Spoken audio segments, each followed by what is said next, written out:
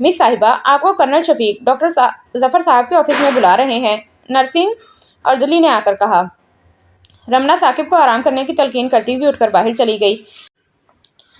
वहाँ ऑफिस में सभी इकट्ठे थे और डॉक्टर जफर से बहस हो रही थी कि आया मेजर साकिब को उनकी टांग के बारे में बता देना चाहिए या नहीं। फरीदा खानम का तो रो रो कर बुरा हाल था। डॉक्टर, वैसे भी साकिब शक में मुब्तला हो चुके हैं। आज वो सारा दिन मुझसे उलझते झगड़ते रहे कि कंबल हटाकर उन्हें टांग दिखा दी जाए, रमना ने सहमे हुए अंदाज में कहा। रमना जब साकिब के पास से उठकर डॉक्टर जफर हैदर के ऑफिस गई तो साकिब ने बहाने से नर्सिंग अर्दली को वहां रोक लिया था। अयास, जरा पानी तो पिला दो, बहुत प्यास लग रही है, साकिब ने नर्सिंग अर्दली से कहा तो वो पानी लेकर करीब आ गया। साकिब ने गिलास उसके हाथ से थामकर एक घूंट लिया। भाई, आज तो मुझे सख्त गर्मी महसूस हो रही है, जरा मेरे पाँव से लोहे का ढांचा और वजनी कंबल तो जरा परे हटा दो, साकिब ने लापरवाही से कहा तो वो सादा सिपाही उसकी बातों में आ गया। साकिब ने उसे कहकर सरहाने की तरफ से अपना बेड ऊंचा करवाया, फिर दायां पाँव पांती में फंसाकर किसी कदर उठकर बैठ गया। तब अर्दली ने पाँव पर से कंबल हटा दिया। साकिब की बेकरार नजरें जब सामने पड़ी तो सिर्फ एक ही पैर नजर आया। साकिब का कलेजा धक से रह गया, सांस जैसे रुक रुक गई। उसकी हालत पानी में से निकली हुई मछली जैसी थी। वो मुंह खोले फटी फटी आंखों से देखता हुआ गहरे गहरे सांस ले रहा था। पसलियां जैसे दुखने लगी थीं। इंकशाफ ऐसा था कि सदमे के मारे साकिब के सर में अचानक शदीद किस्म का दर्द होने लगा। आंखों के सामने बेपनाह तारीकी छा गई। पानी का गिलास उसके हाथ से छूटकर छनाके से फर्श पर गिरकर बिखर गया।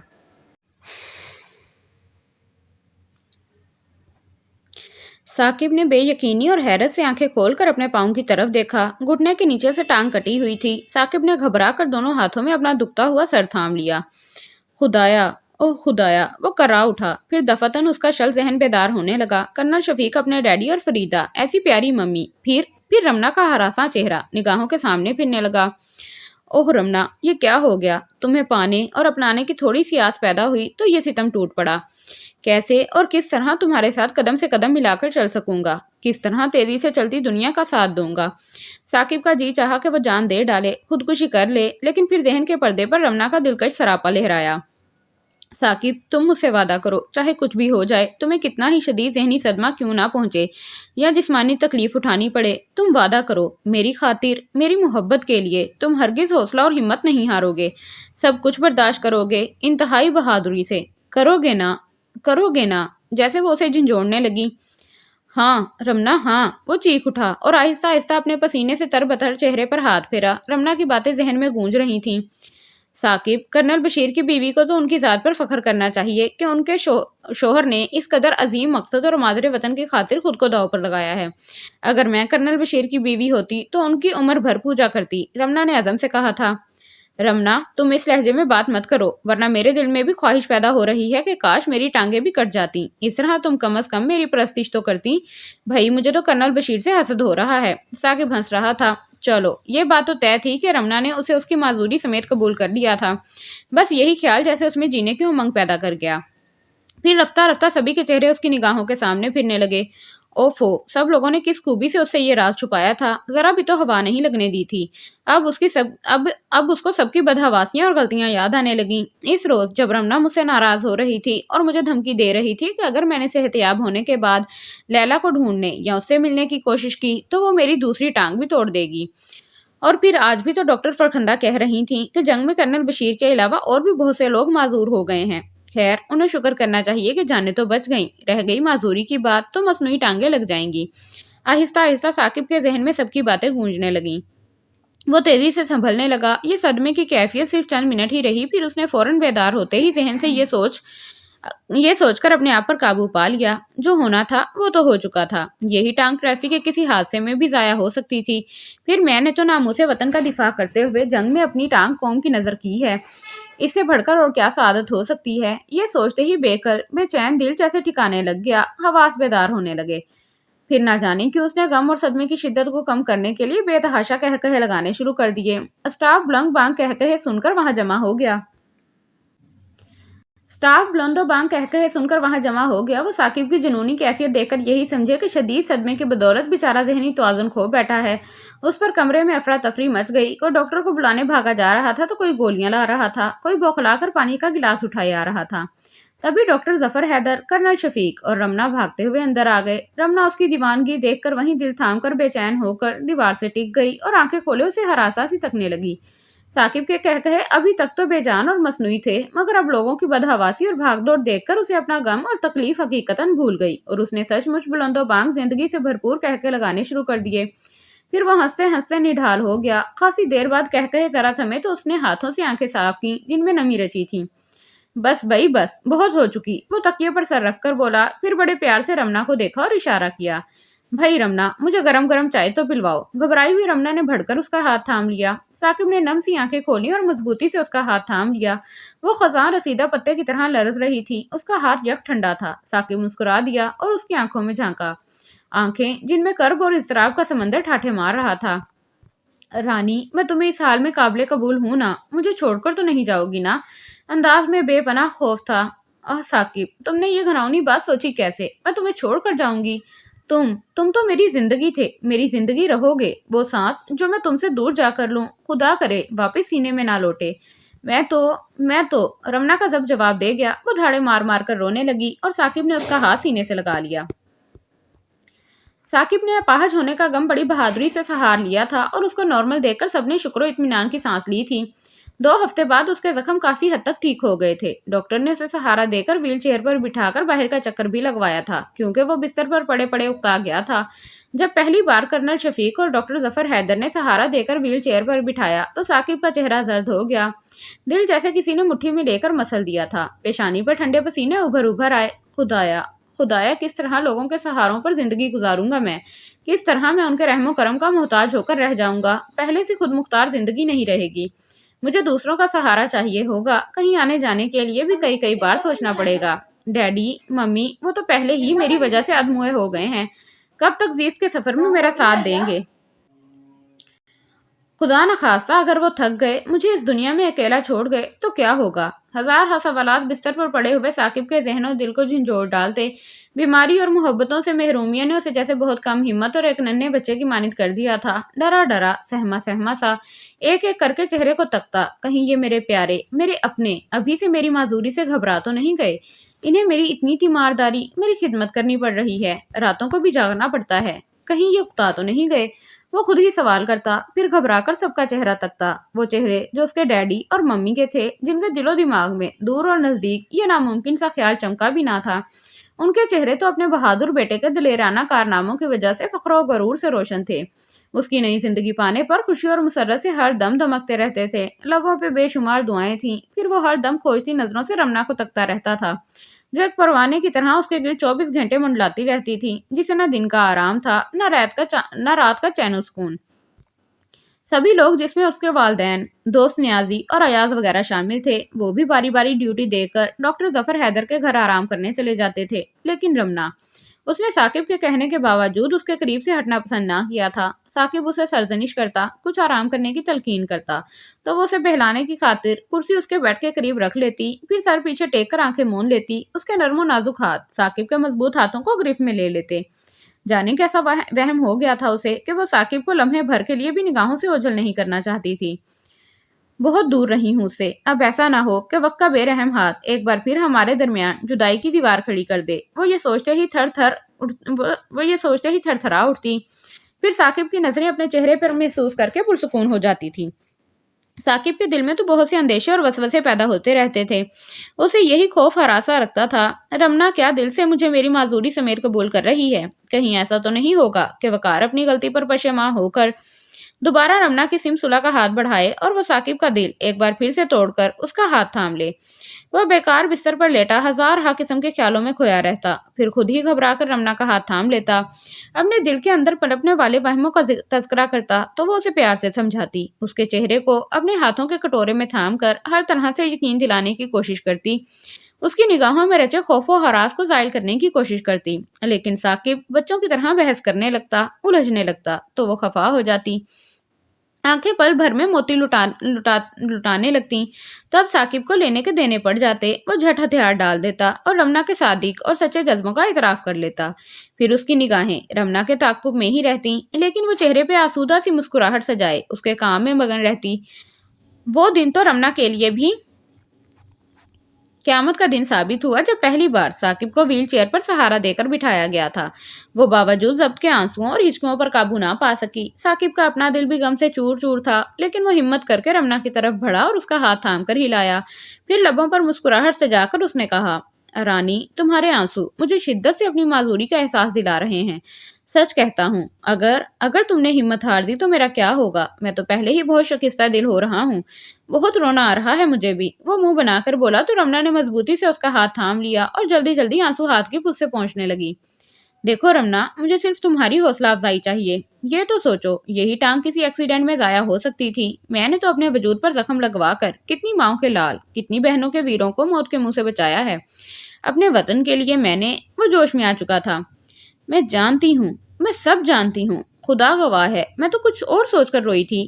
ثاقب، مجھے خیال آ رہا ہے کہ خدا کس قدر غفور الرحیم ہے کہ اس نے تمہیں موت کے منہ سے نکال کر زندہ سلامت ہم تک پہنچایا، تمہیں دوسری زندگی دی۔ رمنا اس کا ہاتھ آنکھوں سے لگا کر پھر سے رو دی تو ثاقب نے مضبوطی سے اس کا ہاتھ جکڑ کر تسلی دینے کے انداز میں تھپ تھپایا۔ ثاقب کی حالت پہلے سے کہیں بہتر تھی۔ کرنل شفیق نے ڈاکٹروں سے اجازت لے کر اپنے شہر گلبرگ سی ایم ایچ میں شفٹ کروا دیا۔ رمنا بدستور ساتھ تھی۔ رمنا، ہمیں پنڈی سے یہاں گلبرگ ہسپتال آئے 1.5 ہفتہ ہو گیا ہے اور تم ایک بار بھی اپنے گھر نہیں گئی۔ اب میں بالکل ٹھیک ہوں، تم رات کو آرام کرنے کے لیے گھر چلی جایا کرو، خدا نہ خواستہ کہیں مسلسل بے آرامی کی وجہ سے بیمار نہ ہو جاؤ۔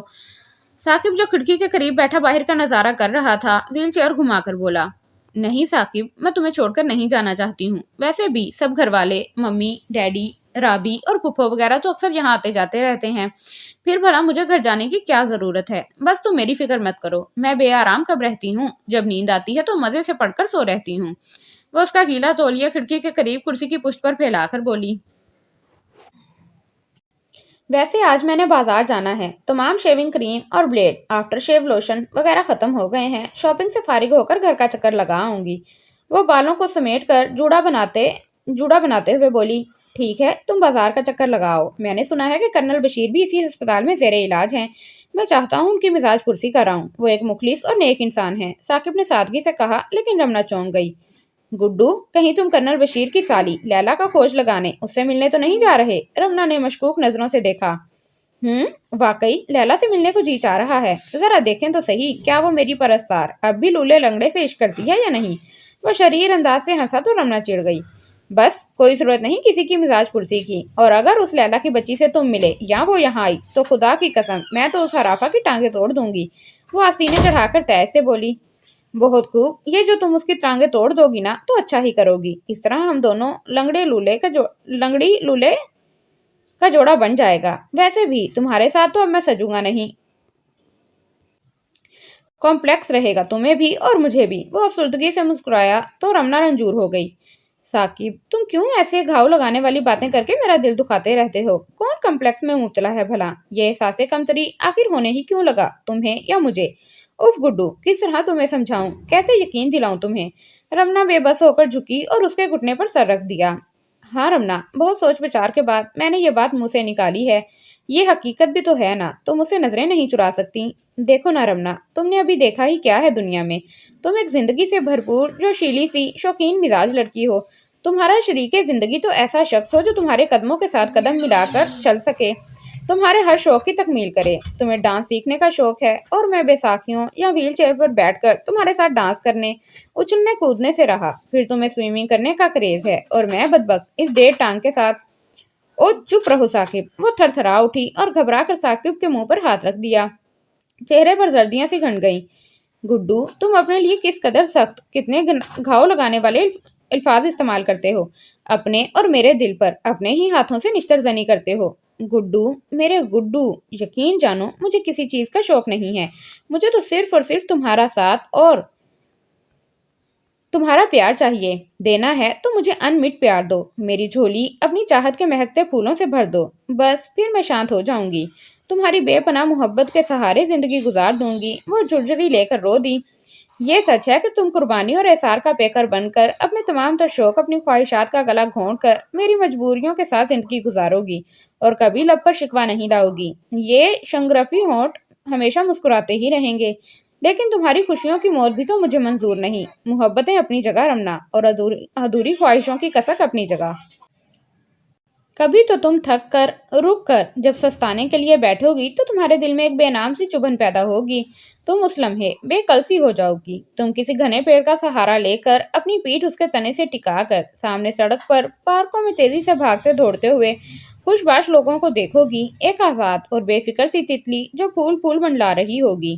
اسے دیکھ کر تمہارے دل میں آرزو جاگے گی، تمہیں اپنا بچپنا، لڑک پن سبھی کچھ یاد آئے گا۔ مجھ سے ناتا ہونے سے پہلے، میرے ساتھ منسوب ہونے سے پہلے تم 20 رنگین اور شوق تتلی کی مانند تھی، اپنی مرضی کی مالک، اپنی خواہشات کی تکمیل کرنے والی، جہاں دل چاہا چلی گئیں، جب موڈ ہوا موٹر سائیکل چلا لیا، جو بھی جیسا بھی موڈ ہوا ویسا کر لیا کرتی تھیں۔ پھر ان تیز رفتار لوگوں کو دیکھ کر، اپنے ماضی کو یاد کر کے تمہاری پلکیں نم ہو جائیں گی۔ میں یہ بھی جانتا ہوں رمنا کہ تم وفا اور محبت کی دیوی ہو، جو کسی سے محبت کرتی ہے تو محبوب کو اس کے عیوب اور محاسن سمیت قبول کرتی ہے، اور پھر چاہے دنیا اس کے محبوب کو لاکھ برا کہے، وہ کسی کے منہ سے اس کی برائی سن نہیں سکتی۔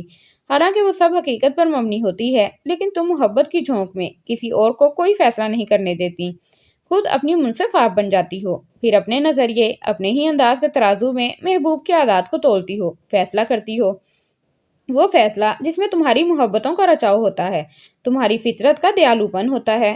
تم شک کا فائدہ دے کر محبوب کو تمام تر الزامات سے بری کر دیتی ہو۔ تو رمنا، اس ٹھہرے ہوئے ساکت منجمد سے لمحے میں تم جب اپنے ماضی سے گم ہوگی، حالانکہ اس وقت تمہارا دل خون خون ہو رہا ہوگا، جذبے منہ زور ہوں گے، لیکن تب اس لمحے تم محبتوں کا دامن مضبوطی سے تھام کر فیصلہ میرے ہی حق میں دے دو گی، اور ایک نیا عزم اور ولولہ اپنے نازک وجود میں بھر کر پھر میری خدمت کرنے میرے پاس چلی آؤ گی، اپنے تمام تر سلگتے جذبوں پر منو مٹی ڈال کر، اپنے ارمانوں خواہشات کی تربت اپنے ہاتھوں سے تیار کر کے اس پر اپنی محبتوں کے خوشبودار پھولوں کی چادر چڑھا کر میرے پاس مسکراہٹوں کے جال بننے آ جاؤ گی۔ لیکن رمنا، وہ ایک لمحہ، وہ ایک گھڑی، وہ ایک ساکت منجمد سا وقت جس نے تمہیں ماضی کی قربناکیوں سے گھاؤ لگایا ہوگا، لمحے بھر کے لیے صحیح تمہارے دل میں پرانی یادوں کی دراڑیں ڈالی ہوں گی۔ میں اس لمحے کی تکلیف کا اندازہ کر کے، تمہارے لمحاتی قرب کو محسوس کر کے بھی افسردہ ہوں رمنا۔ اس نے گہری ٹھنڈی سانس لی۔ کاش یہ سب کچھ نہ ہوا ہوتا، میں بالکل ٹھیک ہوتا، بے عیب، تمہاری ہر خواہشات کو پورا کرنے والا۔ وہ صدمے سے جیسے نڈھال ہونے لگا، اور رمنا، وہ اس کی ان حقیقت پسندانہ باتوں کو بھلا جھٹلاتی بھی تو کیسے کہ ثاقب تو اس کی زندگی کے ورق سے واقف تھا، اس کا مزاج آشنا تھا، اس کے چہرے پہ کھلتے گلابوں کا رازدان تھا، اس کی پہلی محبت کا شناسہ تھا۔ وقار کی شوریدہ سری اس کے لاؤبالی پن کو وہ جس ہمت اور حوصلے سے برداشت کرتی تھی، یہ واقعات، یہ سچائی اس کی نظروں سے اوجھل تو نہ تھیں۔ وہ تو رمنا کو رمنا سے بھی بڑھ کر جانتا، سمجھتا اور پہچانتا تھا۔ یہ سچ ہی تو ہے کہ رمنا خود تو لاؤبالی سی تھی، حقیقتاً وہ سیر و تفریح کی شیدائی تھی۔ اسے واقعی ثاقب کو اپنانے کے بعد اپنے شوق کا گلا گھونٹنا پڑے گا، آرزوؤں کے وسیع چمن کو اپنے ہاتھ سے آگ لگانی ہوگی۔ لیکن ثاقب یہ بھی تو جانتا تھا کہ وہ محبتوں کے لیے کچھ بھی تیاگ سکتی ہے، پھر اپنے شوق اور خواہشات تو کوئی معنی نہ رکھتے تھے، وہ اپنی زندگی بھی داؤ پر لگا سکتی تھی۔ وہ وقار جیسے حولے کے لیے، وہی وقار جسے وہ بچپن کی باز گشت کی گونج میں اپنا سمجھ کر، اپنی چاہتوں کا مرکز سمجھ کر غلط کر بیٹھی تھی، وہ اب حقیقتوں سے روشناس ہونے کے بعد اپنی غلطیوں کے پچھتاوے سمیٹ رہی تھیں، اپنی سچائیوں کا جرمانہ بھگت رہی تھیں۔ جب وہ اس دھندلے خواب کے لیے اپنے آپ کو تباہی کے غار میں گرا سکتی تھی، تو ثاقب تو ایک حقیقت تھا، اس کا حقیقی محبوب، اس کی جان تھا وہ۔ رمنا تو اس کے لیے کچھ بھی کر سکتی تھی۔ پھر یہ ناچنا، پھاندنا، عمر کے ایک خاص حصے میں یہ سب سیر و تفریحات، یہ شوشے اچھے لگتے ہیں۔ رفتہ رفتہ بڑھتی عمر کے ساتھ واقعات اور حالات انسان کو بہت بدل ڈالتے ہیں۔ رمنا نے دونوں ہاتھوں سے اپنے تر بتر چہرے کو صاف کیا اور ٹھوس اور مضبوط لہجے میں بولی، نہیں ثاقب، تم سے منسوب ہونے سے پہلے میں یہ تمام مشغلے، یہ شوق تیاگ بیٹھی تھی۔ تم اس کا الزام خود کو مت دو، یہ سب کرنی وقار کی ہے۔ وہ میرے ہر شوق، ہر مشغلے کی راہ میں رکاوٹ تھا۔ وہ ہر وقت مجھے کڑی تنقید کا نشانہ بناتا رہتا تھا، اور اسے میری پسند کی ہر چیز پر اعتراض ہوتا تھا۔ وہ ہر ممکن ناممکن طریقے سے میری دل شکنی کرتا رہتا تھا۔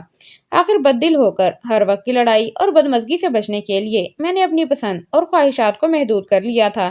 مجھے اب نہ تو ڈانس سیکھنے کا شوق رہا ہے، نہ ہی سوئمنگ کرنے کا کریز ہے۔ نہیں رمنا، اب اتنا بھی مجھے مت جھٹلاؤ، سچ کہو، کیا تمہیں موٹر سائیکل پر گھومنے کا شوق بھی نہیں ہو رہا ہے؟ میں تو موٹر سائیکل بھی نہیں چلا سکتا، آخر تم میری خاطر کیا کیا قربانیاں دو گی؟ ثاقب اس کے بال سنوارتا ہوا بولا تو رمنا کے چہرے پر غصے اور قبیضگی کی پرچھائیاں رینگنے لگیں، کچھ وسوسے سر ابھارنے لگے۔ آخر یہ ثاقب باوجود میرے سمجھانے، لاکھوں بار یقین دلانے کے مان کیوں نہیں لیتا؟ ثاقب تم بخوبی جانتے ہو کہ میں ان غیر ضروری باتوں کی پرواہ کرنے والی نہیں ہوں۔ دراصل تمہاری باتوں سے تو مجھے کچھ اور بھی شبہ ہو رہا ہے، کہیں ایسا تو نہیں کہ تم بھی وقار کی طرح مجھ سے اکتا گئے ہو، اب منہ کا ذائقہ بدلنے کے لیے لیلا سے دوستی کرنا چاہتے ہو؟ رمنا کے چہرے پر خوف کی پرچھائیاں لرز رہی تھیں۔ رمنا، ثاقب نے بوکھلا کر دونوں ہاتھوں میں اس کا زرد سا چہرہ تھام لیا۔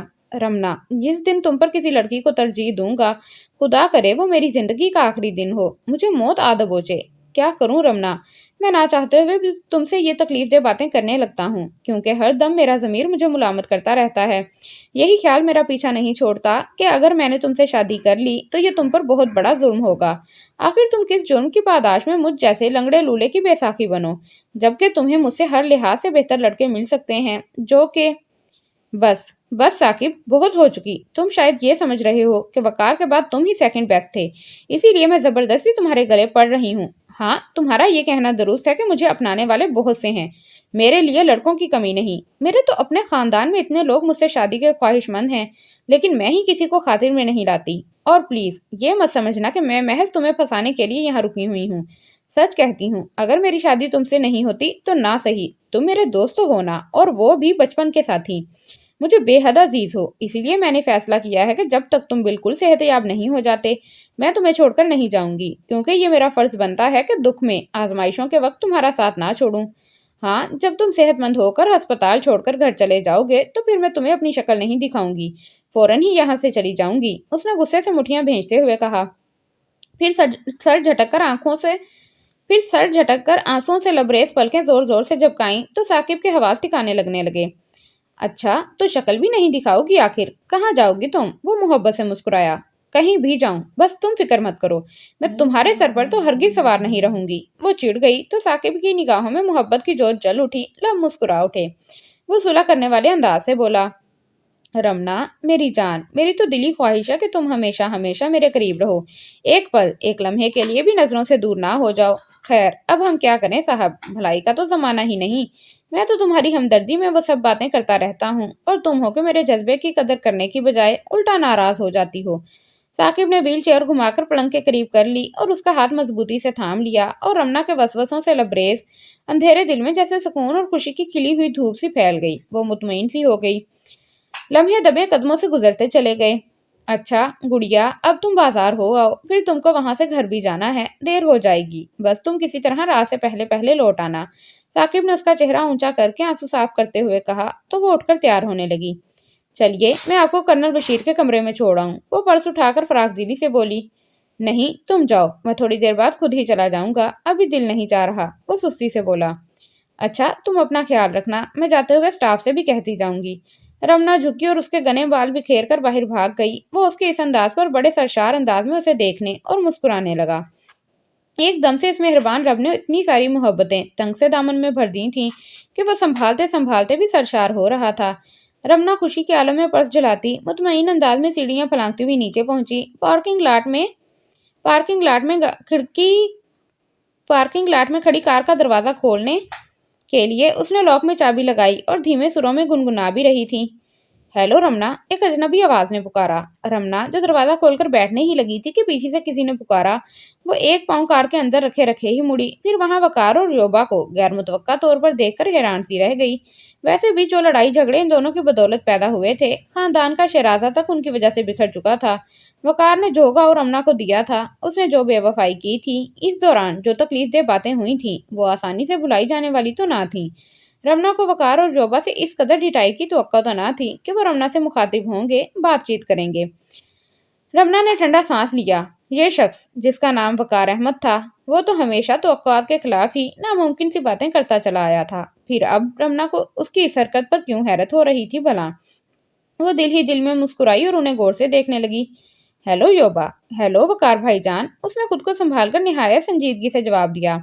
اسے دیکھ کر وقار کچھ بے چین سا ہو گیا۔ وہ رمنا کو اتنے غور سے دیکھ رہا تھا، لگتا تھا جیسے نگاہوں کے راستے دل میں اتار لے گا۔ ڈارک گرین فرنٹ شیفون کی ساڑی، جس کے بارڈر پر سنہرے دھاگے کا کشیدے کا کام काम हुआ था। घने बालों का ढीला ढाला सा जूड़ा बनाए रमना तो बेहद प्यारी और दिलकश लग रही थी। वो पहली सी लापरवाह शौको नटखट सी रमना नहीं, बल्कि इंतहाई संजीदा और बावकार ग्रेसफुल सी। वो तो बहुत मुतमईन और पुरसुकून सी दिखाई दे रही थी। ठहरी हुई सी नरम रोंदी ठहरी हुई सी नरम रोंदी की मानिंद। वकार ने तो बारहा सोचा था कि रमना ने तो उसकी जुदाई और ठुकराए जाने का दुख नासूर की तरह सीने से लगा लिया होगा, रोक पा लिया होगा। ये सदमा उसे ले डूबा होगा। वो तो दीन और दुनिया तक से बेगाना हो चुकी होगी, बल्कि करीबुल मर्ग होगी। लेकिन उसे बिल्कुल ही नॉर्मल और पहले से बहुत बेहतर हालत में देखकर खुद पसंद अनानियत के मारे हुए वकार को तो जैसे शदीद धचका सा लगा। वो तो बारहा तसव्वुर ही तसव्वुर में उसे किसी अस्पताल के बेड पर एड़ियां रगड़ता देख चुका था। रमना को आलमे वहशत और दीवानगी में वकार वकार पुकारते सुना था। वकार को न जाने क्यों से सही सलामत देखकर अफसोस सा होने लगा। ये तो कोई मोहब्बत ना हुई, ना कि महबूब ने ठुकरा दिया और महबूबा साहिबा ने कोई असर ही नहीं लिया। खुशबाश दंदनाती फिर रही है। वो सब बातें, वो सब दावे के वकार, जिस दिन तुम मुझे अपनी जिंदगी से निकाल दोगे मैं मर जाऊंगी। झूठे निकले ना। वकार ने होंठ काट लिए। उसे रमना से इस तरह वादा खिलाफी की अपने लफ्जों से फिरने की उम्मीद ही ना थी। रमना, आप अस्पताल में क्या कर रही हैं भला? मेरी बाजी ने आपको पिंडी के सीएमएच में भी देखा था, योबा ने पूछा। और आप लोगों ने मुझे अस्पताल में देखकर यही अंदाजा लगाया होगा कि शायद वकार के गम ने मुझे भी मार कर डाला होगा और मैं मौत के मुंह में जा पहुंची होंगी। लेकिन ऐसी कोई बात नहीं। दरअसल मेरे मंगेतर मैदान जंग में शदीद जख्मी हो गए थे। उनकी देखभाल की वजह से मुझे अस्पताल में रहना पड़ता है। रमना तंजन मुस्कुराकर बोली तो योबा खिसियानी हो गई। वकार को तो रमना के मंगेतर के बारे में जानकर धचका सा लगा। तुम्हारा मंगेतर? कौन है वो? कब और कहाँ हुई है तुम्हारी मंगनी? वकार ने परेशान होकर एकदम पूछा। हालांकि वो साकिब के बारे में बखूबी जानता था, लेकिन वो तो हर वक्त साकिब को बद्दुआओं से नवाजता रहता था। उसे तो पक्का यकीन था कि साकिब मैदान जंग से कभी जिंदा सलामत वापस लौट नहीं सकता। तभी पूछ बैठा, अरे वकार भाई, आप तो बखूबी उन्हें जानते हैं, गुड्डू के अलावा भला और कौन हो सकता है मेरा मंगेतर? वो मुस्कुराई। हैं, गुड्डू, ये भी कोई नाम है भला? योबा ने हंसकर मुज़हका उड़ाना चाहा। नाम तो उनका कुछ और भी है, लेकिन मैं प्यार से उन्हें गुड्डू कहकर पुकारती हूँ। वैसे योबा, क्या तुम्हें वकार ने अब तक अपना नाम नहीं बताया? इन्हें तो हमारे चचा जान बग्गू गोशा, अरे वही नाशपाती जैसा, और उसके अलावा लड्डू पेड़ा कहकर बुलाया करते थे। अब तुम खुद दोनों नामों का मुआवजा कर लो। गुड्डू तो उनकी निस्बत बहुत ही अच्छा नाम है। रमना शरारत से बोली। फिर वो वकार के चेहरे के तासुरात देखकर बेख्तियार हंस दी। योबा और वकार बुरी तरह से झिंझला रहे थे। योबा ने जब रमना को देखा था तो ये सोचकर रोका था कि वो उसे वकार के साथ देखकर जल भुन जाएगी, फिर वो जी भरकर उसका मजाक उड़ाएगी, जलाएगी। लेकिन हालत ये थी कि रमना उनको करारे और मजेदार जवाब देकर उनको बता रही थी। उन्हें एक साथ देखने के बावजूद उसके चेहरे पर मुधर सी मुस्कुराहट थी, अंदाज में लापरवाही और लाताल्लुकी थी। और अब योबा खुद ही सुलगती जा रही थी कि वकार की निगाहें जिस अंदाज से उसके चेहरे का तवाफ कर रही थीं, उनमें दबे दबे गुमशुदा जज्बों की आंच थी। और रमना भी हैरान थी कि अरसे बाद वकार को देखा था, और वो भी योबा के साथ। वो वकार जो कि बिला शिरकत गहरे सिर्फ उसी का था, जिसके लिए वो इस कदर पॉजेसिव थी कि मजाक में भी उसके साथ किसी लड़की का नाम नत्ती होता नहीं देख सकती थी। हर लम्हा हर दम उसे अपने करीब देखना चाहती थी। लेकिन आज उसे अरसे बाद देखा, और वो भी योबा के साथ। लेकिन अजीब और हैरत अंगेज बात तो ये थी कि ना ही उसे हसद महसूस हुआ, ना ही जलन का एहसास हुआ। जरा सा भी तो रकाबत या दुखन का एहसास नहीं था। हद तो ये थी कि वकार को देखकर दिल भी अपने नॉर्मल अंदाज में धड़कता रहा। ना दिल डूबा, ना धड़कन बढ़ी और ना बेकाबू हुई। रमना बेख्तियार हंस दी। आज उसे शिद्दतों से अपने सच्चे जज्बों की, जो कि सिर्फ और सिर्फ साकिब के लिए थे, सदाकतों पर, साकिब के बेलोस प्यार का यकीन आ गया था। साकिब, तुम जीत गए। उसने गहरी सांस ली। अल्लाह, साकिब का नाम भी लिया है तो दिल की धड़कनें कैसी बेकाबू होने लगी हैं। वो आहिस्ता से सीने पर हाथ रखे संभलने लगी। चेहरा अब सच्ची चाहतों की धूप के असर से सुनहरी माइल हो गया था। सुनो रमना, अगर तुम सदर की तरफ जा रही हो तो अपने वकार भाई को भी साथ लेती जाओ। इस वक्त यहाँ से टैक्सी मुश्किल से मिलेगी और इन्हें बहुत जरूरी काम करना है, योबा ने जानबूझकर कहा। लेकिन रमना ने स्टीयरिंग संभालते हुए हंसकर कहा, ना सॉरी योबा भाभी, मैं आपके वकार साहब को अपने साथ ले जाना पसंद नहीं करूंगी। जो बात खत्म हुई वही ठीक है। मैं नहीं चाहती कि लोग भूली बिसरी बातों को दोहराएं। वैसे योबा, मैं आपको एक हमदर्दाना मशवरा दूं कि आप अपने मंगेतर वकार साहब पर ज्यादा एतबार मत किया करें। यही तो आपके हक में बेहतर होगा। मेरे हमरा भेजकर आप अपने आप पर जुल्म करेंगी, क्योंकि ये आजमुदा बात है कि ये हजरत अपना फैसला और पसंद बहुत जल्द बदल लेते हैं। ویسے آپ ان کی عادات کو اچھی طرح نہیں جانتی ہوں گی، میں تو انہیں بچپن سے جانتی ہوں نا۔ وہ بڑی میٹھی سی مسکراہٹ ہونٹوں پر سجائے ہاتھ ہلا کر ویو کرتی چلی گئی۔ یوبا اور وقار ایک دوسرے سے نظریں بچائے کھسیانے سے کھڑے تھے۔ کمینی ذلیل لڑکی، جانے خود کو کیا سمجھتی ہے۔ یوبا سلگ اٹھی۔ وقار جیبوں میں ہاتھ ڈالے اور دانت بھینچے بے بس اور مجبور کھڑا تھا۔ وہ بھلا رمنا کو اب کہہ بھی کیا سکتا تھا، لیکن عجیب بات تو یہ تھی کہ آج اسے برسوں بعد بدلے ہوئے حلیے میں دیکھ کر نہ جانے دل اس بری طرح سے کیوں مچل اٹھا تھا۔ اسے بغور دیکھ کر یہ عالم ہو رہا تھا جیسے دل پسلیوں کی حدود توڑ کر باہر نکل آئے گا۔ نہ جانے کیوں گمشدہ جذبوں کے سراغ ملنے لگے تھے، دل میں دفن محبتیں پھر سے ظاہر ہونے لگی تھیں اور ساتھ ساتھ بہت سے پچھتاوے سر اٹھانے لگے تھے۔ وقار نے جذبات میں آ کر یوبا کو اپنانے کا فیصلہ کر تو لیا تھا، وہ نہ جانے کیوں رمنا سے بدگمان اور بزدل سا رہنے لگا تھا۔ شاید اس کے لاشعور میں دفن کوئی کمپلیکس تھا، احساس برتری یا احساس کمتری، جس کا وہ سراغ نہیں لگا پایا تھا۔ بہرحال یہ رشتہ اب اس کے لیے وبال جان بن چکا تھا۔ یوبا کی اصلیت کھل کر سامنے آ گئی تھی۔ یوبا تو محض اسے اپنانے کی خاطر پوز کرتی رہی تھی، در حقیقت وہ نہیں تھی جو وہ ایکٹنگ کرتی رہتی تھی۔ رجیلی، شرمیلی اور سہمی سی لڑکی، وہ خوفزدہ ہرنی جو سنگدل شکاری سے بچنے کے لیے پناہ گاہ کی تلاش میں ہو۔ وقار اچھی طرح جان چکا تھا کہ یوبا نے ریاض، اپنے بھائی اور اپنی بہن مسز بشیر کے کہنے کے مطابق اسے اپنے چنگل میں پھنسانے اور رمنا سے متنفر کرنے، اس سے ناتا بڑھانے کے لیے وہ ڈرامہ بازی کی تھی۔ انہیں وقار سے زیادہ اس کی دولت اور جائیداد کی ہوس تھی۔ ان کے کہنے میں آ کر وہ نہ صرف پڑھائی چھوڑ بیٹھا تھا بلکہ اپنے بچپن کی منگیتر کو بھی ٹھکرا کر اسے نہ کردہ گناہوں کی سزا دے بیٹھا تھا۔ یوبا نے رشتہ جڑنے اور منگنی ہوتے ہی پر پرزے نکالنے شروع کر دیے تھے۔ وہ ضد کرتی کہ وقار اسے گھمانے، سیر و تفریح کروانے لے جائے۔ ہر وہ جگہ، ہر وہ مقام جہاں جانے سے وہ رمنا کو روکتا ٹوکتا، کڑی تنقید کرتا رہتا تھا، انہی جگہوں پر اسے یوبا کو اس کے پورے زور اصرار پر لے کر جانا پڑتا، اور اگر کبھی ٹال مٹول کرنا چاہتا یا یوبا کو منع کرنے کی کوشش کرتا تو ریاض اور مسز بشیر اس کے پیچھے پڑ جاتے، اسے جانگلوس، گنوار اور تنگ ذہن ہونے کے طعنے دینے لگتے۔ وہ چاہتے تھے کہ وقار جلد از جلد اپنی جائیداد کو فروخت کر کے شاپنگ سینٹر بنوانا شروع کر دے، لیکن وقار جائیداد نہیں فروخت کر سکتا تھا، کیونکہ جب اس نے رمنا سے رشتہ توڑ کر یوبا سے منگنی کی تھی، سعدیہ بیگم نے اسے باقاعدہ اپنی منقولہ اور غیر منقولہ جائیداد سے آگ کر دیا تھا اور اس کا اخبار میں بھی اعلان کر دیا تھا۔ اب لے دے کر وقار کے پاس وہی رقم تھی جو کہ اس کے اپنے نام بینک میں پڑی تھی اور تیزی سے ختم ہو رہی تھی، کیونکہ وقار نے ایک بنگلہ کرائے پر لے رکھا تھا جس میں آج کل وہ رہائش پذیر تھا۔ اب ریاض اور بیگم بشیر کی آنکھیں کھل چکی تھیں۔ آنکھ ہونے کے بعد کنگلا وقار ان کے کس کام کا تھا بھلا، اور یوبا بھی اکھڑی اکھڑی سی رہنے لگی تھی۔ وہ اکثر وقار سے الجھ جاتی، وہی کچھ کرتی جو دل میں آتا، اور اس کی تنقید سننے کا تو یوبا میں حوصلہ ہی نہیں تھا۔ وہ اسے بری طرح ڈانٹ دیتی تھی۔ وقار کی آنکھیں اب کھل چکی تھیں، لیکن اب کیا ہو سکتا تھا؟ وہ تو اپنے ہاتھوں سے اپنے آشیانے کو آگ لگا بیٹھا تھا، الزام دیتا تو کسے؟ وہ بے بسی سے ہونٹ کاٹ رہا تھا۔ ادھر رمنا جلد ہی شاپنگ سے فارغ ہو گئی، پھر ثاقب کی چند چیزیں تو خریدنی تھیں، اپنے لیے تو کچھ لینا نہیں تھا۔ وہ تیزی سے کار ڈرائیو کرتی گھر پہنچ گئی، لیکن گھر میں تو جیسے سناٹوں کا راج تھا، خاموشی سی تاری تھی چہار سو۔ رمنا پریشان ہو کر سب کو آوازیں دینے لگی، آخر کہاں چلے گئے ہیں سب لوگ؟ تبھی اس نے ایاز کو آواز دی تو ملازم تھوڑا آیا۔ سلام چھوٹی بی بی۔ جی، سب لوگ تو کرنل شفیق صاحب کے گھر گئے ہوئے ہیں۔ رمنا بی بی، ایک بہت بڑی خوشخبری ہے جی۔ فضلو اسے دیکھ کر خوشی سے ہنسا۔ کیا خوشخبری ہے؟ جلدی بتاؤ مجھے۔ وہ بے قرار ہو گئی۔ جی مجھے نہیں معلوم، مجھے ایاز میاں نے سختی سے منع کیا ہے کہ اگر آپ آئیں تو آپ کو کچھ نہ بتایا جائے۔ آپ کرنل شفیق کے گھر چلی جائیں، وہاں سب کی دعوت ہے، رات کا کھانا وہیں ہے۔ فضلو اسے تجسس کے عالم میں چھوڑ کر چلا گیا تو رمنا تیزی سے کار میں بیٹھ گئی اور اسٹارٹ کر کے کرنل شفیق کے گھر چلی گئی۔ آخر کیا خوشخبری ہو سکتی ہے؟ وہ بے چینی سے سوچنے لگی اور کار رکتے ہی جلدی جلدی اتر کر اندر کی طرف بھاگی۔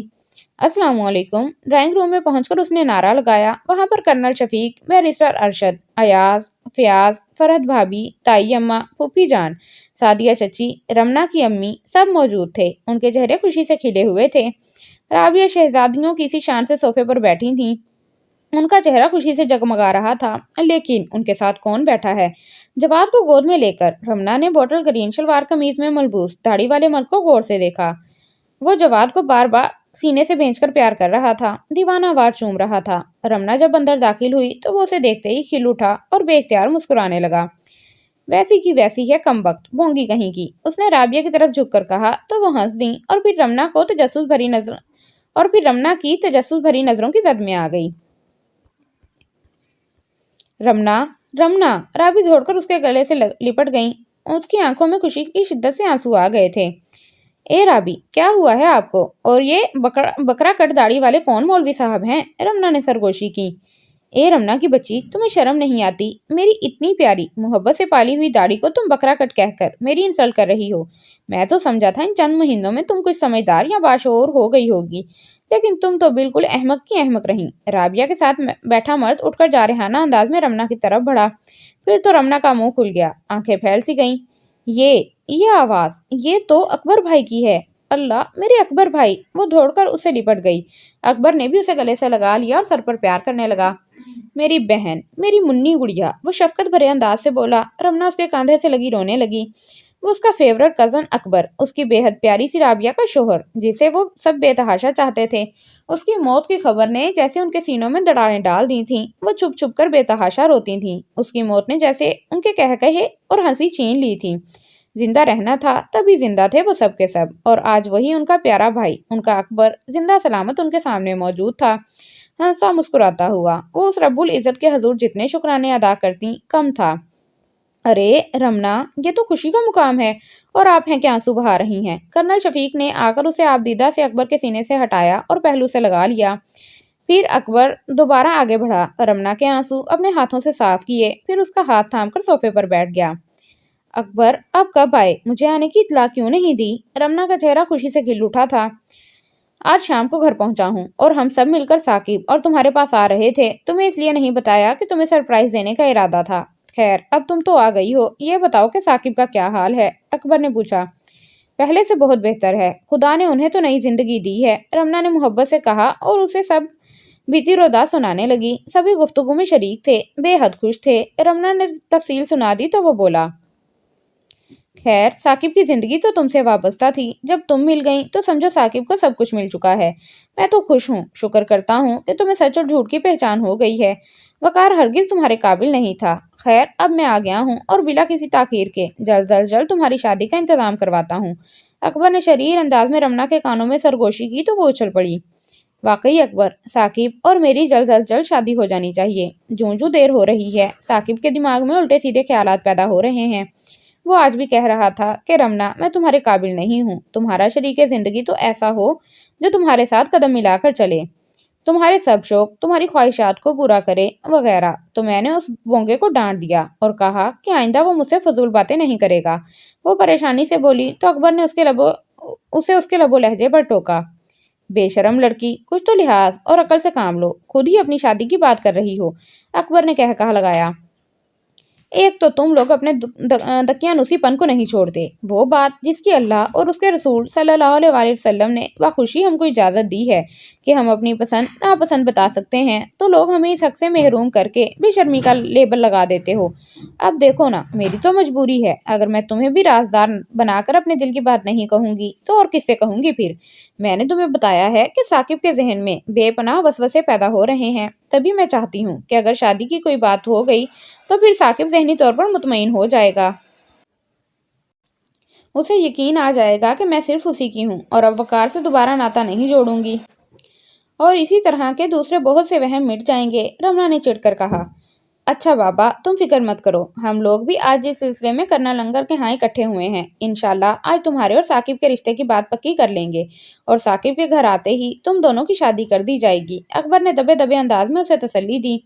ईमान से, हाय अकबर, मैं सारी उम्र तुम्हें दुआएं देती रहूंगी। वो खुशी से चीख उठी। आहिस्ता बोलो, अकबर ने मना किया। तभी रमना ने घड़ी देखी। उफ अल्लाह, 7:30 बज गए हैं, साकिब इंतजार कर रहा होगा। रमना छलांग लगाकर उठी। बदतमीज लड़की, अब तो साकिब को अदब और तमीज से बुलाया करो, और वो इसे तुम और तुम कहना छोड़ दो। राबिया ने डांटा तो रमना ने झट अपने कान पकड़ लिए और उनसे पूछा, क्या वो साकिब को देखने मिलने आएंगे? तो कर्नल शफीक ने हंसकर कहा कि वो साकिब के पास चली जाए, लेकिन खुद वो लोग आज तो नहीं, कल किसी वक्त उसके पास जरूर आएंगे। आज इन लोगों ने बहुत जरूरी बातें और मशवरे करने हैं। फिर वो रमना के कंधे पर हाथ रखकर उसे बाहर तक छोड़ने आए। रमना बहुत खुशगवार मूड में गुनगुनाती हुई कार ड्राइव कर रही थी। अकबर को जिंदा सलामत देखने के बाद उसकी तबीयत बशाश हो गई थी, और फिर अकबर ने जो खुशखबरी सुनाई थी, यानी साकिब और रमना का रिश्ता तय करवाने वाली बात सुनकर रमना के दिल पर बड़ा बोझ हल्का हो गया था। ایک خوف سا جاتا رہا تھا۔ وہ خوش تھی، بہت خوش۔ اس نے کار ہسپتال کے پارکنگ لاٹ میں روکی اور شیشے چڑھا کر باہر نکلی۔ کافی اندھیرا ہو چکا تھا۔ وہ جھک کر کار سے لفافے اٹھانے لگی۔ رانی، کسی نے آواز دی تو وہ چونک کر مڑی اور پیچھے کھڑے آدمی کو اندھیرے میں پہچاننے کی ناکام کوشش کی۔ رمنا بہت خوشگوار موڈ میں گنگناتی ہوئی کار ڈرائیو کر رہی تھی۔ اکبر کو زندہ سلامت دیکھنے کے بعد اس کی طبیعت بشاش ہو گئی تھی، اور پھر اکبر نے جو خوشخبری سنائی تھی، یعنی ثاقب اور رمنا کا رشتہ طے کروانے والی بات سن کر رمنا کے دل پر بڑا بوجھ ہلکا ہو گیا تھا۔ ایک خوف سا جاتا رہا تھا۔ وہ خوش تھی، بہت خوش۔ اس نے کار ہسپتال کی پارکنگ لاٹ میں روکی اور شیشے چڑھا کر باہر نکلی۔ کافی اندھیرا ہو چکا تھا۔ وہ جھک کر کار سے لفافہ اٹھانے لگی۔ رانی، کسی نے آواز دی تو وہ چونک کر مڑی اور پیچھے کھڑے آدمی کو اندھیرے میں پہچاننے کی ناکام کوشش کی۔ تمہارا وقار ہوں رانی، میں تو کب سے تمہارا انتظار کر رہا تھا۔ وہ قریب آ گیا۔ توبہ وقار بھائی، آپ نے تو مجھے ڈرا ہی دیا تھا۔ وہ دل پر ہاتھ رکھ کر گہرا سانس لیتے ہوئے بولی تو اس کا منہ بن گیا۔ رمنا، کیا ضروری ہے تم مجھے بار بار بھائی کہہ کر مخاطب کرو؟ وہ چڑ کر رہ گیا۔ وقار بھائی، اگر آپ کو بھائی نہ کہوں تو پھر کیا کہوں؟ بڑی عجیب بات کر رہے ہیں آپ، وہ حیران ہو کر بولی۔ بہرحال میں پسند نہیں کرتا کہ تم مجھے بھائی بھائی کہو، اور پہلے بھی تو تم مجھے آپ بھی نہیں کہتی تھیں، اس نے تحکمانہ انداز میں کہا۔ آپ کے چاہنے نہ چاہنے سے کیا ہوتا ہے؟ جب آپ بھائی ہیں تو بھلا آپ کو بھائی کیوں نہ کہوں؟ اور رہ گئی یہ بات کہ اب میں آپ کو تمیز سے مخاطب کیوں کرتی ہوں، تو بات یہ ہے وقار بھائی کہ مجھے اپنی بہت سی غلطیوں کا احساس ہو گیا ہے۔ ویسے بھی آپ مجھ سے بڑے ہیں، آپ کی تو مجھے شروع سے عزت کرنی چاہیے تھی۔ پہلی باتیں سب بچپنے کی باتیں تھیں، اب مجھے عقل آ گئی ہے۔ وہ ہنس کر بولی تو وقار چڑ گیا۔ یہ ثاقب کہاں سے آ گیا ہے اور تم نے اس سے منگنی کیوں کی ہے؟ وہ غصے سے بولا تو رمنا کی تیوری چڑھ گئی۔ وقار صاحب، میدان جنگ سے انہیں میری دعائیں واپس لائی ہیں۔ یاد ہے آپ ان کے بارے میں کس قدر گھٹیا اور بےہودہ الفاظ منہ سے نکالتے تھے، بد دعائیں دیتے تھے۔ اب جب کبھی ان باتوں کا خیال آتا ہے تو دل چاہتا ہے کہ آپ کی یہ بد زبان کاٹ ڈالوں۔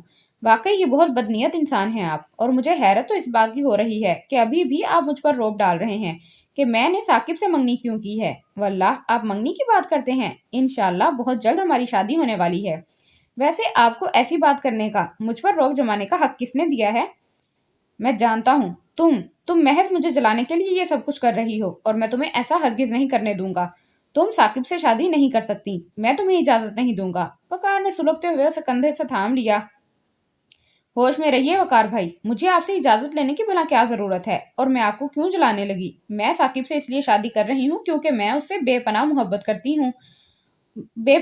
کرتی تھی اور کرتی ہوں۔ وہ میری جان، میری زندگی ہیں۔ آپ سے رشتہ ٹوٹنے کے بعد میں نے ایک بار بھی آپ کے متعلق نہیں سوچا، نہ ہی یاد کیا۔ بہتر یہی ہے کہ آپ بھی اپنے دل و دماغ سے یہ خوش فہمی نکال دیں۔ نہ میں آپ سے محبت کرتی تھی، نہ کرتی ہوں۔ رمنا نے زور سے ہاتھ چھڑا لیا اور وقار کا غصہ عروج پر پہنچ گیا۔ رمنا، میں تمہیں کبھی ثاقب سے شادی نہیں کرنے دوں گا۔ تمہیں ٹھکرا کر میں نے غلطی کی تھی۔ اب میں چچا جان کے پاؤں میں گر کر ان سے اور سب سے معافی مانگ لوں گا۔ وہ سب مجھے چاہتے ہیں اور یقیناً مجھے معاف کر دیں گے۔ وہ کم ظرف اور خود غرض بڑے یقین سے بولا۔ کیوں بکاؤ مال سمجھا ہے مجھے تم نے؟ وہ نفرت سے چیخ اٹھی۔ تمہارا کیا خیال ہے؟ تم جب چاہے مجھے ٹھکرا دو گے اور جب چاہا ہاتھ بڑھا کر مجھے سینے سے لگا لو گے۔ بڑی غلط فہمی ہے تمہیں اپنے بارے میں۔ میں تو تمہارے منہ پر تھوکنا بھی پسند نہیں کروں گی۔ سخت کمینے اور گھٹیا انسان ہو تم۔ اگر ڈیڈی تمہیں معاف کر دیں گے تو کر دیں، لیکن میں تم سے کبھی شادی نہیں کروں گی۔ وہ ہونٹ بھینچ کر حقارت سے بولی۔ وقار جو کبھی اس کے منہ سے تلخ کلمہ سن کر بفر اٹھتا تھا، اب اس کی گالیوں کو بھی حلق سے نیچے اتارتا ہوا ضبط سے بولا۔ رمنا، تم شاید مجھ سے اس لیے ناراض ہو کہ میں نے یوبا کو تم پر فوقیت دی تھی، اسی لیے تمہاری انا مجروح ہوئی ہے۔ لیکن رانی میری جان، میں اپنی تمام تر غلطیوں کی تلافی کروں گا، بھرپور تلافی۔ رمنا، میں تو تم سے بھائی کا لفظ سن کر اور ثاقب سے تمہاری شادی کا ذکر سن کر ہی پاگل ہو گیا ہوں۔ رمنا، تم مجھے معاف کر دو، تمہیں معاف کرنا پڑے گا۔ وہ اس کا راستہ روک کر کھڑا ہو گیا۔ ہٹ جاؤ، چھوڑو مجھے۔ رمنا کی آواز گھٹ گئی۔ اس نے گھبرا کر پوری قوت سے کام لے کر اسے پرے دھکیل دیا۔ وہ لڑکھڑا کر کار سے ٹکرا گیا۔ رمنا تم ہو کیا؟ بہت دیر کر دی ہے تم نے۔ برآمدے کی طرف سے ثاقب کی کچھ سخت اور غصے سے لبریز آواز آئی۔ رمنا وہاں سے بھاگی اور تیزی سے برآمدے کی سیڑھیاں چڑھتی ہوئی ثاقب کے قریب جا پہنچی۔ کیا بات ہے؟ تم کچھ خوفزدہ اور گھبرائی سی لگ رہی ہو۔ ثاقب نے اسے بغور دیکھا۔ اگر ثاقب کو پتہ چل گیا کہ ابھی وقار نے مجھے روک کر بےہودہ گفتگو کی ہے تو وہ نہ جانے کن وہموں میں مبتلا ہو جائے، اور پھر یہ بھی ممکن ہے کہ وقار ہی وہاں آ کر کوئی فساد ڈال دے۔ بہتر یہی ہے کہ میں گڈو کو لے کر یہاں سے ٹل جاؤں۔ گڈو، چلو کمرے میں چلتے ہیں۔ رمنا ویل چیئر گھما کر لفٹ میں داخل ہوئی، پھر وہ اپنے کمرے میں پہنچ گئے۔ میں تو نیچے گھنٹوں سے تمہارا انتظار کر رہا تھا، تھک بھی گیا ہوں، اب تو تم ذرا مجھے سہارا دے کر بستر پر لٹا دو، ثاقب نے کہا تو رمنا نے ویل چیئر بیڈ کے قریب کر کے اسے سہارا دے کر لٹا دیا۔ وہ خود بھی ہاتھ تھام کر قریب ہی بیٹھ گئی۔ اس کی آنکھوں میں آنسو تھے اور چہرہ زرد تھا اور اسے ثاقب بھی کچھ تھکا تھکا اور بے چین سا لگ رہا تھا۔ وہ رمنا سے نظریں بھی نہیں ملا رہا تھا۔ رمنا جو اس تذبذب میں مبتلا تھی کہ آیا ثاقب کو وقار سے اپنی ملاقات کے بارے میں بتائے یا خاموش رہے، اب اسے یقین آ گیا کہ ثاقب ان کی گفتگو سن چکا ہے۔ ابھی تو وہ کہہ بھی رہا تھا کہ وہ گھنٹوں سے نیچے برآمدے میں بیٹھا میرا انتظار کر رہا تھا۔ رمنا رو دی۔ ثاقب نے آہستگی سے اس کا ہاتھ تھام لیا تو رمنا نے اشک بہاتے ہوئے اس کا ہاتھ اپنے سینے سے لگا لیا۔ گڈو، میں جانتی ہوں کہ تم میری اور وقار کی بات سن چکے ہو، میں اس بکواس کو دہرانا نہیں چاہتی، صرف یہی کہنا چاہتی ہوں کہ میں اب بھی وقار سے نہیں صرف تم سے شادی کرنا چاہتی ہوں، اور تمہیں وارن کر رہی ہوں کہ اگر اب بھی تم نے کوئی غلط بات کی تو میں، خدا گواہ ہے، میں خودکشی کر لوں گی۔ وہ مصمم لہجے میں بولی، ہاں میں نے تمہاری اور وقار کی سب باتیں سن لی ہیں، مجھے تم پر پورا پورا بھروسہ ہے، بس تم خودکشی جیسی احمقانہ حرکت نہیں کرو گی۔ ثاقب نے پیار سے اس کا ہاتھ دباتے ہوئے کہا۔ تبھی دروازے پر دستک ہوئی اور میجر فراز نیازی وہاں اپنی بیگم شازیہ کے اندر آ گئے۔ اللہ رے، ہم دونوں پھر غلط وقت پر آ گئے ہیں، نیازی ہنس کر بولا۔ اب جبکہ تمہیں خود ہی اپنی غلطی کا احساس ہوا ہے تو میں جتا کر کیوں شرمندہ کروں، آئیے تشریف لائیے۔ ثاقب اٹھ گیا اور تکیے کا سہارا لے کر بیٹھا رہا۔ رمنا نے بھی جلدی جلدی اپنی آنکھیں پونچھ لیں۔ ہیں رمنا، تم کیوں رو رہی ہو؟ شازی نے گھبرا کر پوچھا۔ شازی، وہ وقار ابھی مجھے ملا ہے، دھمکیاں دے رہا تھا، کہتا تھا کہ مجھے ثاقب سے شادی نہیں کرنے دے گا، بلکہ وہ ڈیڈی سے معافی مانگ کر خود مجھ سے شادی کرے گا۔ رمنا نے بتایا تو شازی نے ڈھارس بندھائی۔ ارے لعنت بھیجو اس کم نصیب پر، ہمت ہے اس کی جو بیرسٹر انکل کے سامنے جائے، ویسے وہ تمہیں ثاقب کے ساتھ دیکھ کر جل گیا ہوگا۔ اب رونا دھونا بند کرو تو تمہیں خوشخبری سناؤں، وہ بےتابی سے بولی۔ پہلی تو یہ ہے کہ ابھی ہم کرنل شفیق کے ہاں گئے تھے، سب لوگ وہیں جمع تھے اور وہاں تمہارے اور ثاقب کے رشتے کی بات چیت طے ہو رہی ہے۔ ابھی وہ لوگ کسی فیصلے پر نہیں پہنچے تھے کہ ہمارے پیٹ میں گڑبڑ شروع ہو گئی کہ جھٹ پٹ تم تک یہ خبر پہنچائی جائے۔ انشاءاللہ وہ تمام بزرگ اب کسی حتمی فیصلے پر پہنچ چکے ہوں گے۔ لگتا ہے ثاقب کو ہسپتال سے چھٹی ملتے ہی تمہاری شادی کر دی جائے گی، شازی نے پیار سے رمنا کو بھیجتے ہوئے کہا۔ لیکن رمنا یہ سن کر سہمی سہمی نظروں سے ثاقب کو دیکھنے لگی۔ خدا معلوم یہ خبر سن کر کیا کہے گا، اس کا رد عمل کیا ہوگا۔ مبارک ہو یار ثاقب، تمہاری دیرینہ آرزو پوری ہونے والی ہے۔ فراز نے انتہائی گرم جوشی سے اس سے ہاتھ ملایا اور ثاقب جیسے کھل اٹھا۔ یار ثاقب، رمنا کو اپنانے کی یہ شرط ہے کہ ہسپتال سے چھٹی لینی ہوگی، تو بھائی اس میں کون سی دیر لگتی ہے، چلو ابھی گھر چلتے ہیں، لے لیتے ہیں ہسپتال سے چھٹی، ثاقب نے اٹھتے ہوئے کہا۔ توبہ توبہ ثاقب، کتنے بے صبرے ہیں آپ، بھائی کچھ دن تو اور صبر کر لیں، ذرا اچھی طرح سے صحت یاب ہو جائیں، شازی نے چپکے سے رمنا کی چٹکی لیتے ہوئے کہا لگایا۔ اس کا چہرہ بے تحاشا سرخ ہو گیا۔ چلو رمنا گھر چلتے ہیں، یار کون انتظار کرے ہسپتال سے ڈسچارج ہونے کا۔ ثاقب نے اسے جھنجھوڑا تو رمنا نے منہ ہاتھوں میں چھپا لیا، اس کے دل کا بوجھ ہلکا ہو گیا، خوف اور وسوسے جاتے رہے تھے۔ تو ثاقب خوش ہے، وہ مجھ سے شادی کا خواہش مند ہے، اس نے خدا کا شکر ادا کیا۔ اور اب سنو دوسری خوشخبری، وہ یہ ہے کہ اکبر بخیریت آ گیا ہے، ہم دونوں ابھی اس سے مل کر آ رہے ہیں۔ ہیں کیا واقعی؟ فراز یار تیرے منہ میں لڈو پیڑے، ثاقب خوشی سے اچھل گیا، وہ ایک دم رمنا کو ہلا ڈالا۔ مبارک ہو رمنا، مبارک ہو، تمہارے پیارے بھائی اکبر واپس آ گئے ہیں۔ مجھے پتا ہے، میں ابھی ان سے مل کر آ رہی ہوں، وہ صبح آپ سے ملنے آئیں گے، ملنے تو وہ سب ابھی آ رہے تھے، پھر کسی کام کی وجہ سے رک گئے۔ رمنا نے لجا کر آہستہ سے کہا۔ ہیں یعنی تم اکبر سے مل کر آ رہی ہو، پھر مجھے کیوں نہیں بتایا بھلا؟ ثاقب نے حیران ہو کر پوچھا۔ بتانے کا موقع جو نہیں ملا، آتے ہی وقار کے بچے نے میرا موڈ خراب کر دیا، رمنا معصومیت سے بولی۔ دھت تیرے کی، رمنا کی بچی نے تو ہمارا سارا سسپینس ختم کر ڈالا۔ ہاں ایک اور نیوز ہے، اما یار ثاقب، ابھی میری لیلا سے ملاقات ہوئی ہے، میں کار لاک کر رہا تھا کہ میرا ایک واقف مل گیا، تب میں نے شازی سے کہا بھائی تم چلو میں ابھی آ رہا ہوں، میں ان صاحب کو رخصت کر کے آ رہا تھا کہ برآمدے میں تمہاری لیلا مل گئی، اس نے بہت افسردگی سے مجھے بتایا کہ وہ تم سے مل چکی ہے، وہ بیچاری تو تمہاری معذوری پر بہت رو رہی تھی، یار رو رو کر اس کا تو برا حال ہو گیا، پھر اس کی بڑی بہن اسے سمجھاتی بجھاتی ہوئی لے کر چلی گئی۔ یار آج پتا چلا کہ وہ بیچاری واقعی تم سے حقیقی محبت کرتی تھی، اللہ کی قدرت ہے کہ شکاری کبھی خود بھی شکار ہو جاتا ہے، وہ سینکڑوں دلوں سے کھیلنے والی کھلنڈری فلر سی لڑکی، کتنوں کو خون کے آنسو رلانے والی، آج خود اپنا دل توڑ کر سسک رہی تھی۔ فراز نے افسوس کیا، لیکن رمنا کا چہرہ تو اس کی بات سن کر تمتما اٹھا۔ تو آج تمہاری لیلا سے ملاقات ہوئی ہے، وہ آنکھوں سے شعلے برساتی ہوئی بولی۔ اور مجھ سے کتنا جھوٹ بول رہے تھے کہ رمنا دیر سے کیوں آئی ہو، میں تو کتنی دیر سے تمہارا انتظار کر رہا ہوں، تھک گیا ہوں، وہ منہ بنا کر نقل کرتی ہوئی بولی۔ حالانکہ تھکے تم لیلا سے باتیں کر کے تھے اور احسان مجھ پر دھر دیا۔ ارے اپنی لاڈلی کو روکتے تو صحیح، ذرا میں بھی تو ان سے ملتی، درشن کرتی۔ وہ اس کے سامنے مکے لہراتی ہوئی گرجی تو فراز اور شادی کو ہنسی کا دورہ پڑ گیا۔ اوف میرے اللہ، یار ثاقب، شادی کے بعد تمہاری تو خیر نظر نہیں آتی ہے مجھے۔ چلو بیگم کھسک چلو، یہاں تو دنگا فساد ہونے والا ہے۔ فراز شادی کا ہاتھ پکڑ کر کھینچتا ہوا بھاگ گیا۔ ان کے اس طرح بھاگنے پر ثاقب کو بے اختیار ہنسی آ رہی تھی۔ ارے رمنا، میری بات تو سنو، ثاقب ہنستے ہوئے بولا۔ بہت ہنسی آ رہی ہے نا تمہیں؟ بس اپنی لیلا کے پاس جاؤ، مجھ سے کبھی بات مت کرنا۔ وہ ہنسی ہو کر اٹھی اور بیڈ پر چادر اوڑھ کر لیٹ گئی۔ بہت ہی رنج ہو رہا تھا اسے۔ ثاقب ایک دم سنجیدہ ہو گیا۔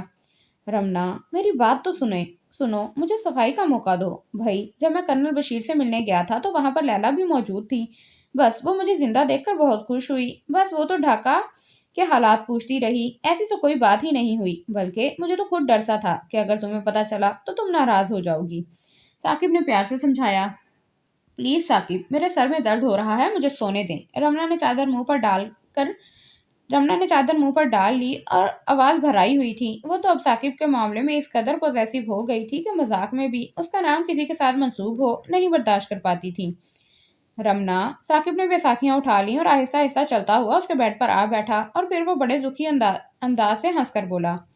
دیکھو نا رمنا، میرے لیے تو 2 قدم چل کر تمہارے قریب پہنچنا ہی دشوار ہو گیا ہے، پھر میں تمہارے ساتھ زندگی بھر کس طرح چل سکوں گا؟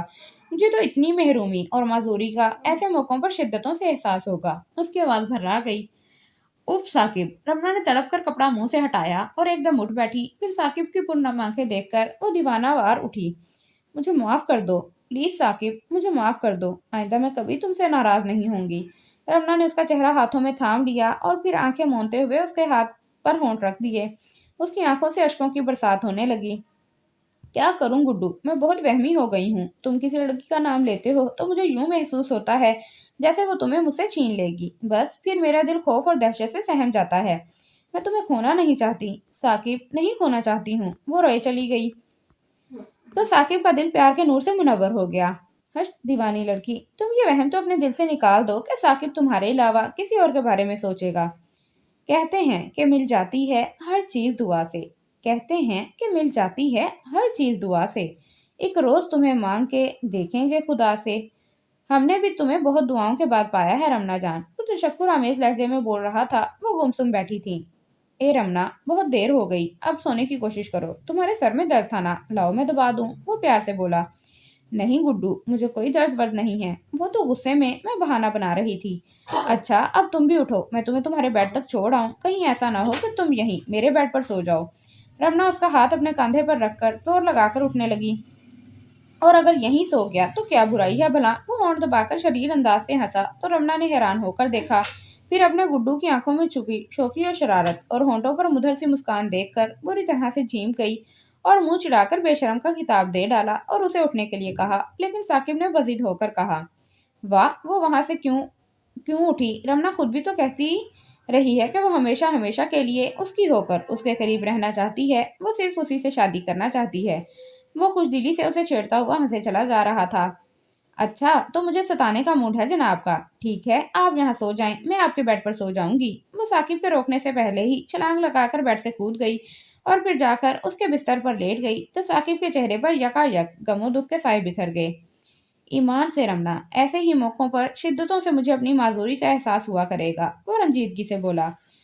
رمنا یہ سن کر ہڑبڑا کر ثاقب کی طرف بڑھی اور بولی، خدا را گڈو، اللہ کے واسطے ایسی تکلیف دہ باتیں نہ کیا کرو۔ وہ بے پناہ دکھی ہو گئی۔ دیکھا کس طرح ایک ہی سیکنڈ میں ایکٹنگ کر کے جذباتی ڈائیلاگ بول کر تمہیں اپنے قریب بلا لیا ہے۔ وہ دل کا قرب دبا کر مشکل ہنس کر بولا، حالانکہ دل اپنی بے بسی پر معذوری پر رو رہا تھا۔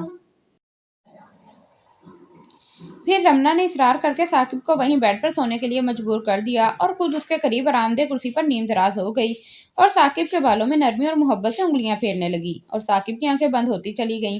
رمنا نے بھی بیڈ کے کنارے پر پیشانی ٹیک دی اور پھر وہ نیند کی پرسکون وادیوں میں کھو گئی۔ جب صبح اس کی آنکھ کھلی تو اس کی نظریں ثاقب کی نظروں سے ٹکرا گئیں۔ وہ کروٹ لے کر کوہنیوں کے بل لیٹا والہانہ انداز میں اسے دیکھ رہا تھا۔ جاگتا پا کر وہ مسکرا دیا۔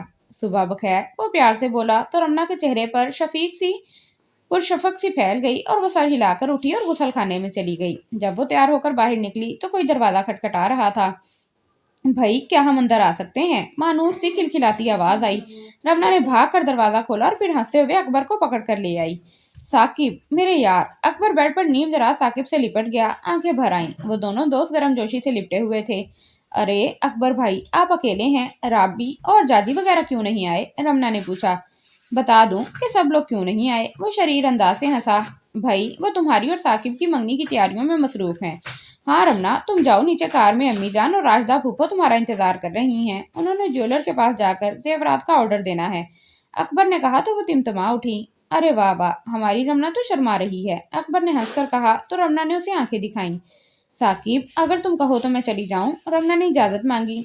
ऑफ कोर्स, जरूर जाओ। मैं इस नेक काम से तुम्हें रोक सकता हूँ भला? जब तक मैं अपने दोस्त अकबर से तफसीली गुफ्तगू कर लूंगा और ये जो मंगनी की खबर है ये किस हद तक दुरुस्त है इसका खोज लगा लूंगा। वैसे अगर हो सके तो शाम को वापस आ जाना, मैं बाहर बरामदे में इंतजार करूंगा। तुम घबराना नहीं। साकिब ने हंसकर कहा। क्यों? डर किस चीज का है हमारी रमना को? अकबर भाई, कल वकार ने मुझे घेर लिया। कहने लगा मैं सब घर वालों से माफी मांग लूंगा और तुम्हें मुझसे शादी करनी पड़ेगी। और रमना झट किस्सा सुनाने बैठ गई तो साकिब ने उसे टोका। बस बस रानी, बाकी कहानी मैं अकबर को सुना दूंगा। तुम जाओ, ताई अम्मा और फूफो कार में बैठी इंतजार कर रही होंगी। रमना पर्स उठाकर दरवाजे तक पहुंची ही थी कि रुक गई और मुड़कर साकिब से मुखातिब हुई। हाँ साकिब, कान खोल कर सुन लो। आज अगर तुम लैला से मिले तो मुझसे बुरा कोई ना होगा। उसने धमकी दी तो अकबर ने सर पीट लिया। तौबा रमना, कल ही तो तुम्हें राबिया ने मना किया था कि आइंदा साकिब से तमीज से बातचीत किया करो, लेकिन तुम हो के इसे मुसलसल तू और तुम कहकर मुखातिब कर रही हो। अरे हाँ, ये लैला मोहतरमा कौन है? अकबर ने हंसकर पूछा। ठहरिए अकबर भाई, मैं बताती हूँ इनके करतूत। वो हमारे जोश के वापिस पलट आई। जी नहीं, ये दिलचस्प किस्सा भी मैं ही ने सुनाऊंगा। आप बराए करम तशरीफ ले जाएं। साकिब ने उसे वापस घुमा दिया और वो बड़बड़ाती हुई चली गई। जब वो सीढ़ियां पलांगती नीचे पहुंची तो कार में राहत बेगम और राजदा बेगम मीठी बातों में मसरूफ थीं। रमना उन्हें सलाम करके साथ ही बैठ गई। अरे रानी बेटा, अभी अभी मैंने इस बदनसीब वकार को इस छोकरी योबा के साथ देखा है। वो यहाँ क्या कर रहा था भला? ताई अम्मा, राहत बेगम ने पूछा। जी हाँ, वकार भाई आजकल अस्पताल में होते हैं। उनकी मंगेतर योबा के बहनोई कर्नल बशीर शदीद जख्मी हैं। वैसे कल वकार की मुझसे मुलाकात हुई थी। रमना ने मजे से बताया तो राहत बेगम उछल गईं। हैं, तुमसे मिला? वो बेशरम कहीं का, शर्म ना आई उसे तुम्हारा सामना करते हुए? कहता क्या था वो? रमना ने उन्हें सारा हाल सुनाया तो ताई अम्मा और राजदा फुफ्फो को उसकी ढिठाई पर सख्त गुस्सा आया। वो बड़बड़ाती रह गईं। घर पहुंचते ही सबने रमना को घेर लिया। राहत बेगम से सब्र ना हो सका। वो हामदा बेगम को वकार के बारे में बताने के लिए बेचैन थी। वो उनको ढूंढने लगी। रमना को कर्नल शफीक ने हंसते हुए गले लगा लिया। उसे बेख्तियार शर्म आने लगी। उसने मुंह छुपा लिया। भाई, हमारी बेटी को तंग मत करें। आओ रमना बेटी, तुम आकर जरा कपड़े ट्राई करो। दर्जी को हमने घर ही बिठा लिया है। जो नाप में कमी बेशी करनी है, डिजाइन में तब्दीली करनी हो, करवा लें। साकिब की अम्मी ने आकर उसे लिपटा लिया, फिर उसे साथ ले गईं। फरीदा आंटी, ये रमना तो शुरू से ही बदनिया थी। याद है जब साकिब के दुश्मन बीमार थे और हम सब मिजाज कुर्सी के लिए आपके यहाँ आए थे, तब आपने हमें साकिब की दुल्हन के कपड़े और जेवरात दिखाए थे तो इसने फौरन दुपट्टा ओढ़ लिया था, जेवरात पहन लिए थे। राबिया ने हंसते हुए उन्हें याद दिलाया तो फरीदा खानम ने रमना की पेशानी चूम ली। राबिया बेटी, सच्ची बात तो ये है कि मेरी और कर्नल साहब की दिली आरजू थी कि ये कपड़े सिर्फ रमना ही पहने। रब्बे रहीम ने ये नामुमकिन बात मुमकिन कर दिखाई है। ये तो मौजा रोनुमा हो गया है। हमें तो बाज़ औक़ात डर लगने लगता है, कहीं ये ख्वाब तो नहीं। वो हंसकर बोली। बैरिस्टर अरशद अपनी बीवी हामदा की तरफ देखकर तसल्ली से मुस्कुरा रहे थे। उनके सीने पर धरी वजनी सील जैसे अपनी जगह से सिरक गई थी। उनकी बेटी को अब सही कदरदान मिले थे, मुहब्बतों को परखने वाले, इज्जत करने वाले। वो रमना के मुस्तकबिल की तरफ से मुतमईन और बेफिक्र हो गए थे। लेकिन कितने ऐसे लोग होंगे इस भरी दुनिया में जिनके किए गए गलत फैसलों की सूली पर उनकी औलाद को लटकना पड़ता है, तमाम उम्र सिसकना पड़ता है। हर घड़ी, हर लम्हा मौत की तमन्ना में गुजरता है, लेकिन मौत भी मुस्कुराती हुई अपनी झलक दिखाकर रूपोश हो जाती है। सभी तो बैरिस्टर अरशद की तरह खुशनसीब नहीं होते कि अगर वो एक गलत फैसला करके बेटी को जिंदा दरगोर कर चुके हों तो साकिब जैसा कोई नेक इंसान उनकी गलतियों की तलाफी का सबब बन जाए और वो उनकी बेटी को तबाह होने से बचा ले। ना ही सभी लड़कियां रमना की तरह खुशनसीब होती हैं कि बिल्कुल ही तबाह होने से पहले उन्हें अपनी पहली गलती और गलत इंतखाब का बर वक्त पता चल जाए, एहसास हो जाए और वो बाल बाल डूबने से बच जाएं। اور بھلا ان کی غلطی کو ڈھانپنے کے لیے، اس ڈوبتے وجود کو کنارے لگانے کے لیے ثاقب جیسا ماہر تیراک بھی مل جائے؟ نہیں، بہت کم ہی ایسے اتفاق ہوتے ہیں، چند ایک خوش نصیبوں کے لیے، ورنہ تو ہمارے اس معاشرے میں بے شمار لڑکیاں اپنے بزرگوں کے غلط فیصلوں، جذباتی رشتوں کی بھینٹ چڑھی سسک سسک کر موت کی عمیق گاروں میں اتر رہی ہیں، کراہ رہی ہیں، لمحہ لمحہ بربادی کے دلدل میں اتر رہی ہیں، بے بس اور نامراد سی، اپنی قسمتوں پر ماتم کناں۔